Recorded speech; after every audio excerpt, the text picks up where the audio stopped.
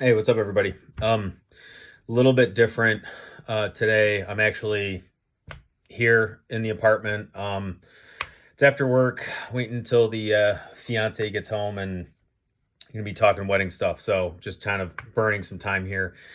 Um, yeah, just I was watching some videos on YouTube, kind of decompressing from the day before I catch up on wholesale stuff and the wedding stuff. And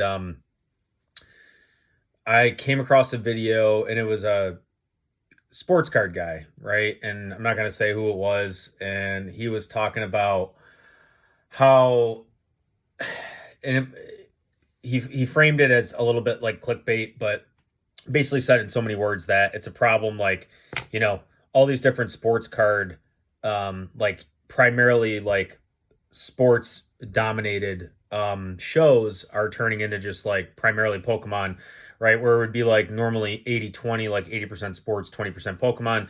It's now like 60-40 Pokemon, 70-30, 90-10, right? Something crazy like that.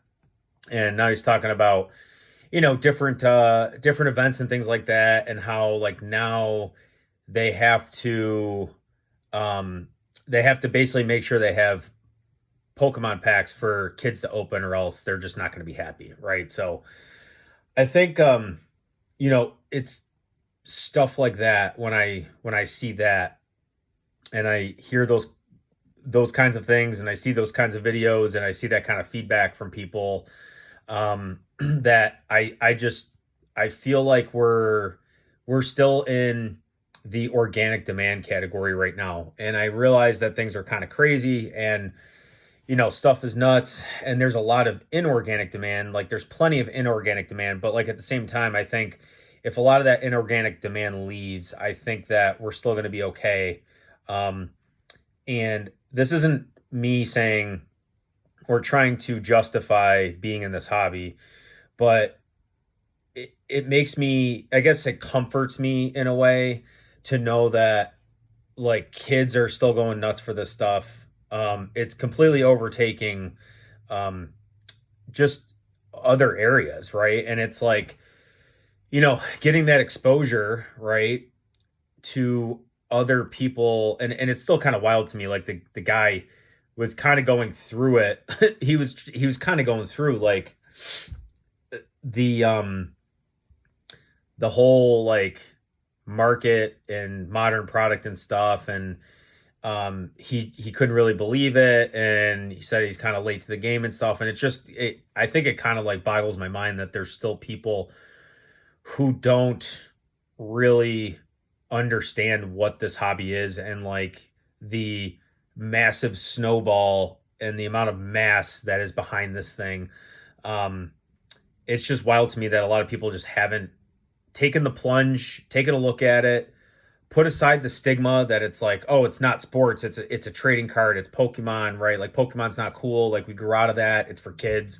There's a lot of people who, like, even today, and I think like the point of this video, right, is like I watched that video and I saw somebody give their honest feedback and reaction to seeing the craziness that's Pokemon and how it has overtaken sports, and how they couldn't really believe it, and here we are, and now they're starting to look into it. And like a guy like that who already has the means and the access and the kind of just like the general knowledge of how like trading cards and stuff works, like he's probably missed out on thousands and thousands and thousands of dollars of like business and gains and things like that. And it just, you know, when I have conversations with my friends and family, it's just so it's just so wild to me that we're still, for as big as this is, we're still not at a point where it is generally accepted by the public. It's not to a point where, you could talk to the average person and they're saying, okay, I've got this investment. Like, like people are, and rightfully so, right? Because the history's there. People are spending their money, or focusing on your traditional investments like your 401ks, which you should be doing. Like, you should absolutely be doing that before you do any of this stuff. You should have an emergency fund. You should be very, very set up, and you should be very, very healthy financially before you start playing with Pokemon cards and investing in alternative assets. But the average person, I think, could be taking on a little bit more risk and going for some of these alternative assets like Pokemon cards, right? Like, in my opinion, sports cards are kind of already established. Like, they've been around since, the 1900s, with baseball, and like football's been around since I think like the 1950s. Then you have basketball, but like the three big sports, the three big ball sports, like basketball, baseball, football, none of them have touched Pokemon when it comes to like grading, the amount of volume that we see with grading and everything else. Like, and mind you, we've never seen a serialized card in Pokemon. They've never had to pull that card. They've never had to do the artificial scarcity, gimmick. Like, they haven't had to do that yet. And they're starting to do that in different ways now. But until they put a serialization something, or they go the serialized route, like, they're not having to pull the same strings as sports cards, to make that, to give that perception of value, right? So it's just wild to me that there's so many people that they look at this and they have, and I haven't done a study, right? But a lot of it's probably ego driven. Like, oh, I'm not going to invest in Pokemon cards. It's Pokemon. It's like, it's a toy. It's not for me. I'm a grown adult. Like, what am I doing with that? Like, I should be buying sports. I should be buying stocks. I should be, buying crypto. Like, that's what like adults do. And it's like, dude, you're missing out on a lot of stuff. Like, guys, girls, it's just, I don't know. I've had a lot of conversations with like a lot of my friends and family, talk to them about gains. They sit around, they kind of twiddle their thumbs. They're like, oh yeah. We're having drinks, whatever, right? We're having cocktails. We're at an event. We're talking about it. And, it's like, yeah, I'm super interested in that. Like, I really want to do that. And then, I'm not going to push anything on anybody, because I think that you need to believe in it, and you need to take initiative for yourself if you want to do it. And I've had people come back to me like a couple months later, like, dude, I saw that product go up. You were talking about it. Like, oh, can I get in it? And I have to be kind of honest. And I say to them, we've already seen kind of a pretty large run up, like as of recent, like over the last couple months. I don't necessarily know that I myself would put even more money into it now. And I have to be honest with people, because it's just like, there are times to buy, and then once that window passes, you're probably never going back, because of either, number one, you can't accumulate large volumes or large positions anymore. And number two, it's just gotten so expensive that it just doesn't make sense to buy, versus like it's the alternative, which could be some other newer product that maybe hasn't taken off yet, or maybe some other older product like 2 to 3 years old that's going out of print soon that still hasn't seen that run up. And it's just, the whole takeaway and point of this video is like, it's it's just wild to me. I think like taking a step back and thinking about everything I know and everything I've researched and everything I've done, and all the experiences I've had, like, I don't know what it was in my head that clicked, but something basically said, hey, you need to pursue this further, deeper. And I just did it, and I kind of got hooked on it. And, there's a lot of other opportunities out there.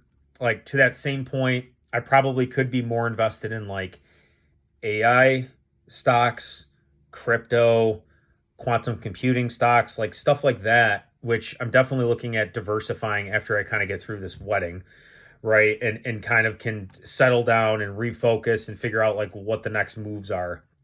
But yeah, it's just, it's just kind of wild to me that there's a lot of people that I think what's wild to me is that we're as big as we are now, and people are still like, people who are in collectibles, in sports, whatever, are still discovering this, and these are people that have been around forever, right? Or doing this forever and collecting forever, different things. And they're just now starting to realize like, oh shit, Pokemon is actually like, it's legit. It's here to stay. People want it. It's multi-generational, right? Like they're starting to realize that there's some advantages to Pokemon over sports, right? Like the same kid 20, 30 years from now is not going to have the same emotional connection to Derek Jeter like I'm going to have because I grew up watching him, right? It's different. He's going to know the name Derek Jeter, but he's not really going to have that same emotional connection. Pokemon, you open a pack, right? You watch the TV shows. I mean, there's all these things, and not there. That's not to say like people couldn't rewatch like old games and stuff, but if you're not living it in the moment, going through the season, watching them fail, succeed, jump over hurdles, all that stuff, it's like you're not really getting that same emotional connection as like, you know, you would if you were really watching them, right? It's so I think there's a multi-generational issue, and I think that's a large reason outside of the fact that they overprinted the crap out of like 80s, 90s wax. But a lot of that stuff, like eventually, you know, I know it gets old, but at the same time, you gotta have people who want to buy it. And if the characters, or in this case, the players inside of those packs, the people buying the product don't resonate with them and don't have a connection to those players, why are they going to want to open that versus the next modern set or the set 5 years ago that they actually know the players in, right? So this is like, there's so many differences between the two. There's so many similarities, but the differences are key. And I think the differences are a key reason why Pokemon is so much more successful over sports. When you look at just like the macro level, right? Obviously, you're going to have in sports, you're going to have specific cards that do far better because of the whole scarcity aspect, the one of ones, the rookie cards, like it goes on and on. But the average card in Pokemon is going to sell for a higher price. The average graded card is probably going to sell for a higher price, right? And that might not be true either. But I guess like what I'm trying to get at here is, it's just, I think people it's going to be interesting to see what the market looks like once people really start to accept Pokemon, like for real. Just like they do sports cards, right? You hear sports cards, it's not the same stigma as Pokemon. Pokemon is just looked at as a cartoon, a kid's game. It's different now. And it's crazy that like there's people in this collectible space that still don't get it and they don't get what's going on. So I'm just saying this all to say, if you're here, good for you. Stick it out, stick around, because I think that over the next 5 to 10 years, this thing can only, in my opinion, I think it could get pretty wild and it could get pretty big. And if you're sticking around and you're getting in early, because to me, I mean, we're not even at the 30-year mark. Sports have been around since the 1900s, right? Sports cards. So just keep that in mind. You know, if you can afford it, if you can afford to diversify into Pokemon and stay around, might just work out for you. So that's all I got for today. Appreciate you guys listening to me ramble. I'll see you guys next time.